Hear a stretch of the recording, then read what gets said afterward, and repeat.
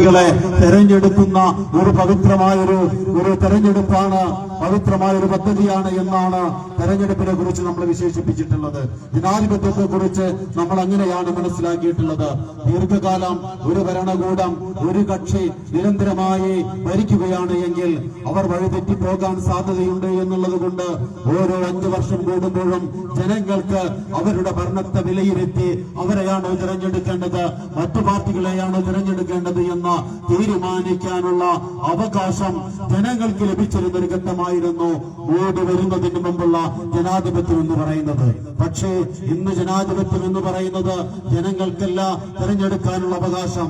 തങ്ങൾക്കാരാണ് vote ചെയ്യേണ്ടത്, BJPക്ക് ആരാണ് vote ചെയ്യേണ്ടത്, ആ വോട്ട് ചെയ്യുന്ന ആളുകളെ, ആ വോട്ട് ചെയ്യാൻ തയ്യാറുള്ളവരെ മാത്രം തെരഞ്ഞെടുക്കുന്ന ഒരു സംവിധാനമായി നമ്മുടെ ജനാധിപത്യം അടിമേൽ മറിഞ്ഞിരിക്കുന്നു എന്ന യാഥാർത്ഥ്യം നമ്മൾ തിരിച്ചറിയേണ്ടതുണ്ട്.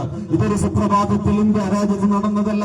ഈ രാജ്യത്തെ സംവിധാനങ്ങളെ തങ്ങൾക്ക് അനുകൂലമാക്കി മാറ്റിയെടുക്കുന്നതിന്റെ ഭാഗമായി നിരന്തരമായ പ്രക്രിയയിലൂടെയാണ് ഈ പദ്ധതികൾ നടന്നിട്ടുള്ളത്. അത് നടക്കുമ്പോ ഇന്ത്യയിലെ പ്രബല കക്ഷിയായ കോൺഗ്രസ് നിശബ്ദമായിരുന്നു, കമ്മ്യൂണിസ്റ്റ് പ്രസ്ഥാനങ്ങൾ നിശബ്ദമായിരുന്നു, ഇന്ത്യൻ യൂണിയൻ മുസ്ലിം ലീഗ് നിശബ്ദമായിരുന്നു. അറിയാമല്ലോ, നമ്മുടെ സുപ്രീം കോടതി ഇന്ത്യയുടെ മുഖ്യ തെരഞ്ഞെടുപ്പ് കമ്മീഷണറെ തെരഞ്ഞെടുക്കുമ്പോ അത് ഒരു പൊളിറ്റിക്കൽ നിയമനമാകരുത്, അതൊരു രാഷ്ട്രീയ നിയമനമാകരുത്, അതിന് സുതാര്യതയുണ്ടാകണം എന്നതുകൊണ്ട് അതിൽ ഇന്ത്യയുടെ പ്രധാനമന്ത്രി ഉണ്ടാകണം, ഇന്ത്യയുടെ പ്രതിപക്ഷ നേതാവ് ഉണ്ടാകണം, അതുകൂടാതെ സുപ്രീം കോടതി ജഡ്ജിയും ഉണ്ടാകണമെന്ന ഒരു നിർദ്ദേശം കൊണ്ടുവന്നു, ഒരു നിയമം കൊണ്ടുവന്നു. ആ നിയമത്തെ മറികടക്കുന്നതിന് വേണ്ടി പാർലമെന്റ് കൂടിയിട്ട് ആ നിയമം മാറ്റിമറിക്കുകയാണ് ചെയ്തിട്ടുള്ളത്.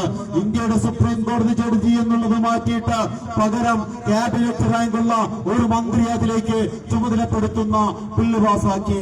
ആ ബില്ല് പാസാക്കുമ്പോ അതിൽ പ്രതിഷേധിച്ചുകൊണ്ട് എല്ലാ പാർട്ടികളും ഇറങ്ങിപ്പോന്നു. കോൺഗ്രസിന്റെയും CPM-ന്റെയും ഒക്കെ എല്ലാ MLA-മാരെയും ഇറങ്ങിപ്പോരുകയും അവർ പ്രതിഷേധിച്ചപ്പോ ആ ആളുകളൊക്കെ തന്നെ സസ്പെൻഡ് ചെയ്തുകൊണ്ട് ഇന്ത്യയുടെ ചരിത്രത്തിൽ ആദ്യമായി പ്രതിപക്ഷ MP-മാരെ മുഴുവൻ സസ്പെൻഡ് ചെയ്തുകൊണ്ട് ആ നിയമം പാസാക്കിയെടുത്തു. കോൺഗ്രസ് പ്രതിപക്ഷ നേതാവും അതേപോലെ പ്രധാനമന്ത്രിയും ക്യാബിനറ്റ് റാങ്കുള്ള മറ്റൊരു മന്ത്രിയും ഉണ്ടാകുമ്പോ ആരുടെ താല്പര്യങ്ങളാണ് സംരക്ഷിക്കുക എന്നത് പകൽ പോലെ വ്യക്തമാണ്. മാത്രമല്ല ആ നിയമത്തിൽ 16 ക്ലോസ് എന്ന് പറഞ്ഞുകൊണ്ട് വളരെ അപകടകരമായ ഒരു ക്ലോസ് കൂടി വെച്ചു. അതിൽ പറയുന്നത് മുഖ്യ തെരഞ്ഞെടുപ്പ് കമ്മീഷണറും മറ്റ് 2 തെരഞ്ഞെടുപ്പ് കമ്മീഷണറും അവരുടെ കാലയളവ് ഔദ്യോഗിക കാലയളവിൽ ഇരിക്കുന്നിടത്തോളം കാലം അവർ എന്ത് കുറ്റം ചെയ്താലും, അത് ക്രിമിനലാവട്ടെ സിവിലാവട്ടെ, എന്ത് കുറ്റം ചെയ്താലും അതിന്റെ പേരിൽ ഇന്ത്യയിലെ ഒരു കോടതിക്കും അവർക്കെതിരെ കേസെടുക്കാൻ പാടില്ല, ഒരു പോലീസ് സ്റ്റേഷനിലും അവർക്കെതിരെ കേസ് രജിസ്റ്റർ ചെയ്യാൻ പാടില്ല എന്ന ഒരു പരിരക്ഷ ഇന്ത്യയിലെ 3 ആളുകൾക്ക് കൊടുത്തു. ഇന്ത്യയുടെ രാഷ്ട്രപതി മുതൽ മുഴുവൻ പൗരന്മാരും ഭരണഘടനയ്ക്ക് താഴെയാണ് എന്നാണ് നമ്മൾ വിചാരിച്ചിട്ടുണ്ടായിരുന്നത്. പക്ഷേ ഇന്ത്യയുടെ ഭരണഘടനയുടെ മീതെ കയറി നിൽക്കാൻ 3 ആളുകളെ പ്രാപ്തമാക്കുന്ന ബില്ലാണ്, ഭേദഗതിയാണ് കൊണ്ടുവന്നത്. അങ്ങനെ അവർക്ക് അനുകൂലമായി വോട്ട് വെട്ടുകയും വോട്ട് ചേർക്കുമൊക്കെ ചെയ്യുന്ന ഇന്ത്യയുടെ നിയമ സംവിധാനങ്ങളെ, തെരഞ്ഞെടുപ്പ് ചട്ടങ്ങളെ ഒക്കെ RSSനും BJPക്കും അനുകൂലമാക്കുന്ന രീതിയിൽ, യാതൊരു ദാക്ഷിണ്യമില്ലാത്ത രീതിയിൽ അവർ കൈകടത്തിയപ്പോ അതിന്റെ പേരിൽ അവരെ വിചാരണ ചെയ്യാൻ സാധിക്കില്ല, കോടതിയിൽ കൊണ്ടുപോകാൻ സാധിക്കില്ല എന്നൊരു ഉറപ്പ് ആ ഉദ്യോഗസ്ഥന്മാർക്ക് നിയമപരമായി കിട്ടിയതിന് ശേഷമാണ് ആ ഒരു യജ്ഞത്തിന്റെ പ്രവർത്തനത്തിന് അവർ മുതിർന്നിട്ടുള്ളത്. അങ്ങനെ ഇന്ത്യയുടെ ജനാധിപത്യത്തെ തകർത്തുന്ന, അതിന്റെ കിടക്കൽ കത്തിവെക്കുന്ന ഒരു പ്രവർത്തനത്തിന് ഭരണകൂടം മുന്നിൽ നിന്നിട്ട് അതിനെതിരെ ഇന്ത്യ രാജ്യത്തിലെ ജനങ്ങളെ ഉയർത്തിക്കൊണ്ടുവരാൻ എന്ത് പദ്ധതിയാണ് ഇന്ത്യൻ നാഷണൽ കോൺഗ്രസ് സ്വീകരിച്ചിട്ടുള്ളത് എന്ന്, CPM സ്വീകരിച്ചിട്ടുള്ളത് എന്ന്, ഇന്ത്യയിലെ രാഷ്ട്രീയ പ്രസ്ഥാനങ്ങൾ സ്വീകരിച്ചിട്ടുള്ളത് എന്ന് നമ്മൾ ഗൗരവപൂർവ്വം ആലോചിക്കേണ്ടതുണ്ട്. അതിനെക്കുറിച്ച് SDPI അല്ലാതെ ഒരു രാഷ്ട്രീയ പ്രസ്ഥാനവും ഇന്ത്യ രാജ്യത്തെ ജനങ്ങളോട് പറഞ്ഞിട്ടില്ല.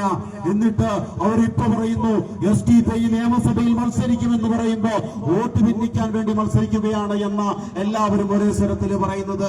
ഞങ്ങൾ BJP വിജയിക്കാതിരിക്കാൻ കോൺഗ്രസിന് വോട്ട് ചെയ്യുന്നു എന്ന് പറഞ്ഞാൽ പറയും SDPIയുടെ വോട്ട് വേണ്ട, CPM പറയും SDPIയുടെ വോട്ട് വേണ്ട, പിന്നെ ഞങ്ങൾ മത്സരിച്ചാൽ എന്താ, മത്സരിച്ചിട്ടില്ലെങ്കിൽ എന്താ?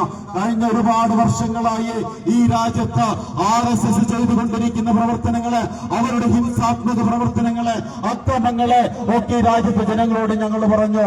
ഇവിടുത്തെ മതേതര പാർട്ടികൾ അതിനെതിരെ പ്രതികരിക്കുമെന്ന്, പ്രതിഷേധിക്കുമെന്ന് നമ്മൾ വിചാരിച്ചു. പക്ഷേ പോലീസ് സംവിധാനങ്ങളെ അടക്കം RSSന് അനുകൂലമായി മാറ്റിക്കൊടുക്കുന്ന, അവർക്ക് അനുകൂലമാക്കി മാറ്റുന്ന പ്രവർത്തനമാണ് പിണറായി വിജയൻ അടക്കമുള്ള ആളുകൾ ചെയ്തിട്ടുള്ളത്. അവസാനം സംഘപരിവാറിൽ നിന്ന് രക്ഷ നേടുന്നതിന് വേണ്ടി സ്വയമായി സംഘടിക്കുകയും അവരെ നേരിടുകയുമാണ് വേണ്ടത് എന്ന് ഇന്ത്യയിലെ ജനങ്ങള് തിരിച്ചറിഞ്ഞപ്പോഴാണ്, അവർ സംഘടിച്ചപ്പോഴാണ് RSSന്റെ അക്രമങ്ങൾക്ക് തെരുവുകളിൽ നിന്ന് ശക്തമായ മറുപടി കിട്ടിത്തുടങ്ങിയപ്പോഴാണ് RSS സമാധാനത്തിന്റെ വക്താക്കളായിട്ട് മാറിയിട്ടുള്ളത്. ഇന്ന് RSSനെ തോൽപ്പിക്കുന്ന BJPയെ, ഹിന്ദുത്വ ഫാസിസത്തെ, ഫാസിസ്റ്റ് രാഷ്ട്രീയത്തെ ഈ രാജ്യത്ത് നിന്ന് ഇല്ലായ്മ, ജനാധിപത്യപര